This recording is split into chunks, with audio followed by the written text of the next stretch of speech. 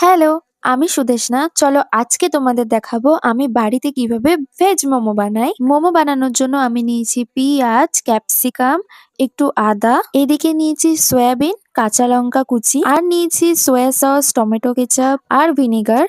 প্রথমে কড়াইতে নিয়েছি সাদা তেল, এর মধ্যে কাঁচা লঙ্কাটাকে একটু ভেজে নেওয়ার পর দিয়েছি পেঁয়াজ কুচি, এরপর দিয়ে দিলাম ক্যাপসিকাম। সবজিগুলো ভাজা হয়ে গেলে আমি এর মধ্যে অ্যাড করব সয়াবিন। সয়াবিনটাকে আমি আগে সিদ্ধ করে নিয়েছিলাম, তারপরে ওটাকে কুচি কুচি করে কেটে নিয়েছিলাম। এন্ড এটার মধ্যে অ্যাড করলাম একটু নুন এবং দিয়েছি একটু জিরের গুঁড়ো, ধনের গুঁড়ো। এগুলো অপশনাল, তোমরা না ইউজ করলে না ইউজ করতে পারো। তারপরে দিয়েছি সোয়া সস, টমেটো কেচাপ, এরপরে আদাটাকে একটু গ্রেট করে ওপর দিয়ে ছড়িয়ে দেবে। ব্যাস, নাড়াচাড়া করে নামিয়ে নিলে রেডি তোমাদের স্টাফিং। এরপর ময়দার মধ্যে অল্প একটু সাদা তেল আর একটু লবণ দিয়ে মেখে নেবে।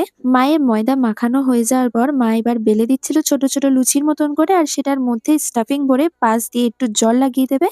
দেন পছন্দের মতন একটা শেপ দিয়ে দিলে রেডি তোমাদের মোমো স্টিম হওয়ার জন্য। আমার কাছে কোনো স্টিমার নেই, তাই হাঁড়িতে জল নিয়ে নিয়েছিলাম। আর এটাকে কি বলে আমি জানি না, এটা মিশো থেকে নিয়েছিলাম। তোমাদের যদি লিঙ্ক লাগে আমাকে অবশ্যই কমেন্ট করতে পারো। এরপরে আর কি 20 মিনিট স্টিম করে নেবে, একদম রেডি তোমাদের সুস্বাদু মোমো। আর তোমাদের যদি এই স্পাইসি চাটনিটার রেসিপি চাই তাহলে আমাকে কমেন্ট করতে পারো। এরপরে মোমোগুলোকে নামিয়ে আমি তো নিয়ে চললাম খেতে। বিশ্বাস করো ভীষণ সুস্বাদু হয়েছিল। আমি চিকেন মোমোর ক্ষেত্রেও সেম প্রসেস ফলো করি। এবার আমার মায়ের রিভিউটা কেমন শোনো। লাগছে মা মোমোগুলো?